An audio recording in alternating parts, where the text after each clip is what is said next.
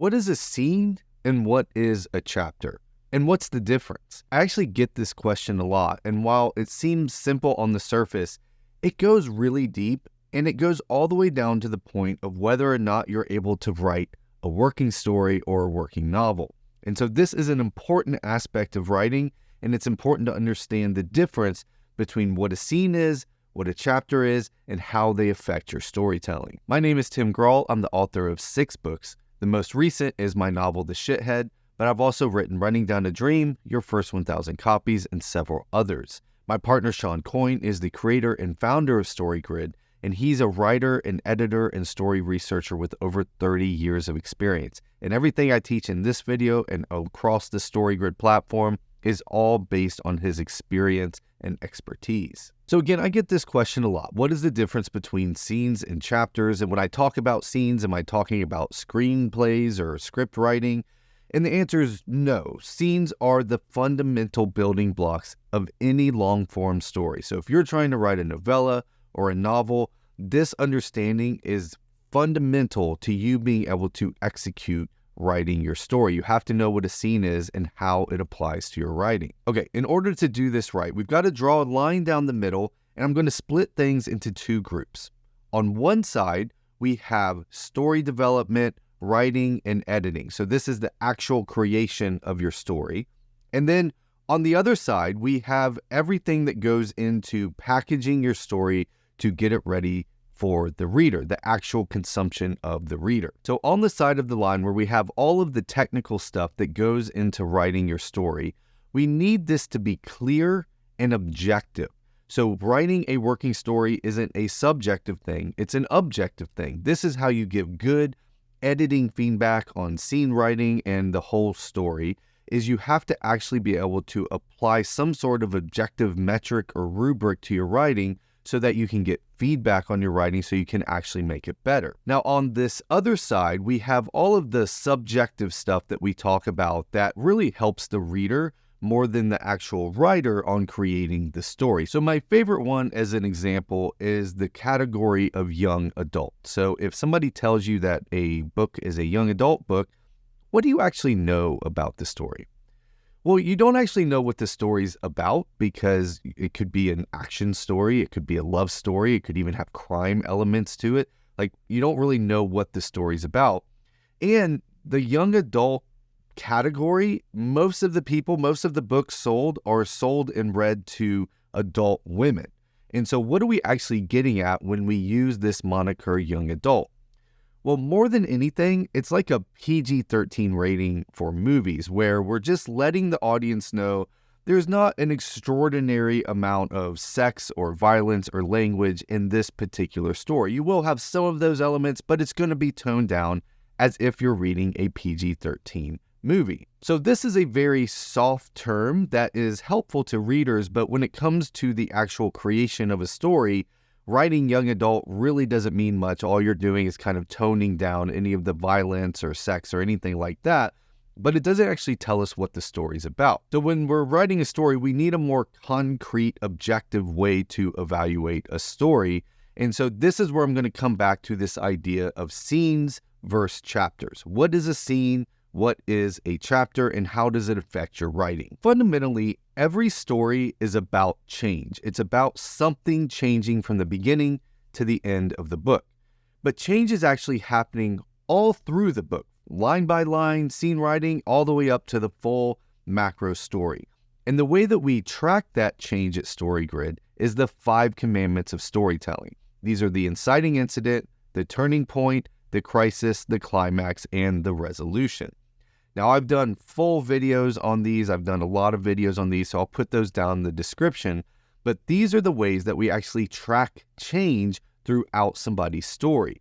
And these work on every single level. So you can find all 5 of the commandments at the macro full story level. You can do it at the act level, at the sequence, at the scene, all the way down to individual paragraphs and lines within a scene. If something is changing, then the full 5 commandments is there. Now remember, when we're talking about the 5 commandments of storytelling, it is a formula. But it's not a formula like just fill in the blanks and you have a story. There's lots of systems that promise to do that out there. they don't actually work and don't actually exist. This idea that there's just this fill in the blank and you have a great story. The 5 commandments of storytelling are a formula the way like E equals MC squared is a formula. Einstein didn't create energy. What he did was he came up with a formula that helped us understand something that was already there and already working. So the 5 commandments are a formula to help us understand change. They show up in real life, and they better be showing up in your story, because if something is changing in your story, you will have the 5 commandments of storytelling. Okay, so how does this apply? Why am I talking about this stuff when I'm talking about scenes versus chapters? A scene is a full arc of the 5 commandments that moves the global value of the story in one direction or the other. Something major has changed at the global level of the entire story. So this is how we track scenes at StoryGrid. And we don't just do this for fun. We do it because this is how we can actually edit a story and give clear feedback on if your story is working. So whenever a StoryGrid editor is looking at somebody's story and they're trying to figure out what's going on, one of the first things we do is we break the entire story down into scenes. And the way that we find those scenes is we look for the 5 commandments of storytelling that are moving the global story forward. Now, I'm going to give an example of this shortly from Harry Potter and the Sorcerer's Stone, but I want to show how this is different than what chapters are in books. So then what is a chapter? Well, a chapter is a soft term. It goes on that soft side of the equation where it is just letting the reader know that these scenes go together. So chapters are arbitrary. They're just kind of up to the writer of like, hey, these scenes to go together. I want you as the reader to understand that these things go together. And again, we're going to look at an example here in a minute. This is similar to when an author will break their book into parts. They'll have part 1, part 2, and part 3, or whatever. This is just, again, an arbitrary breaking up that is there to help the reader understand what's going on in the story, but it is not something that we would actually use in order to evaluate a story, analyze it, and give editing feedback. So now let's look at an example. We're going to look at the very first chapter from Harry Potter and the Sorcerer's Stone. And we're going to do that using our Masterwork Guide to Harry Potter and the Sorcerer's Stone that we recently published at StoryGrid Publishing. The first chapter is named The Boy Who Lived. And this first scene covers Vernon Dursley moving throughout his world and hearing about the Potters and something weird going on. He goes home, he ends up interacting with Petunia over this, and it ends with him deciding not to have a conversation with Petunia and just going to sleep. And so if we look at the 5 commandments here, we see that Vernon sees a cat reading a map is the inciting incident. It goes through the climax where he decides not to tell Petunia what's going on. And then the resolution is he goes to bed, assuming this isn't actually going to affect him. And then we jump to this whole other setting where we have Dumbledore and Professor McGonagall having a conversation. They're talking about Voldemort. And then Hagrid shows up with baby Harry, and they end up leaving him on the Dursleys' doorstep. And so this is a completely different scene that has different things at stake, and yet it's within the chapter of The Boy Who Lived. So when you're reading the book, this is kind of nice to have these two things together because this kind of kicks off the story.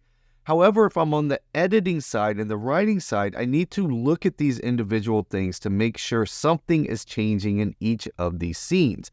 And so these are clearly different scenes with different things at stake, different 5 commandments.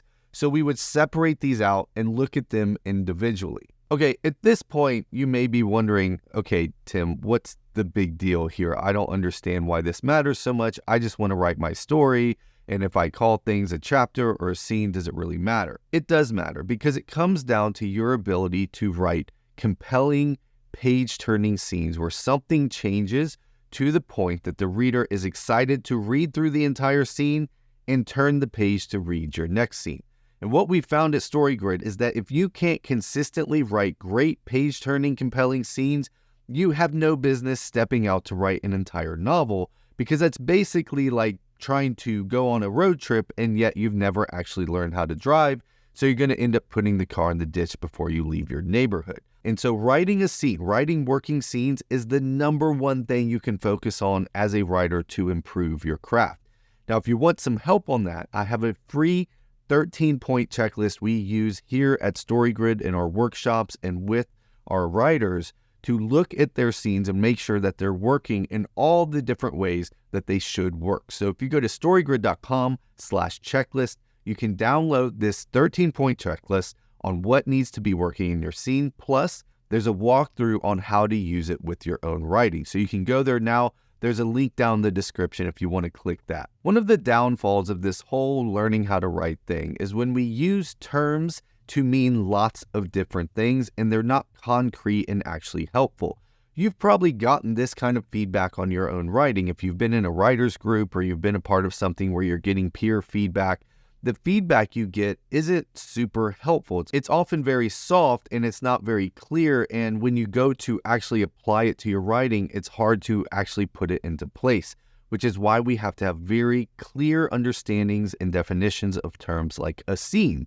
So when we say you've got to write great scenes, now because you've watched this video, you know what we actually mean. It's a full arc of the 5 commandments that moves the global story forward in some way. So if you want to learn how to apply the 5 commandments of storytelling to your own writing, I highly recommend you watch this video on the inciting incident. It'll pop up on your screen shortly. Start there and then go through all our videos on all of the different 5 commandments of storytelling. If you want to find out more about StoryGrid and how we can help you with your writing, you can go to storygrid.com, where we help writers build the skills, write a book, and leave their legacy. But either way, thanks so much for being a part of our community here at StoryGrid and for being a writer, and I'll see you next time.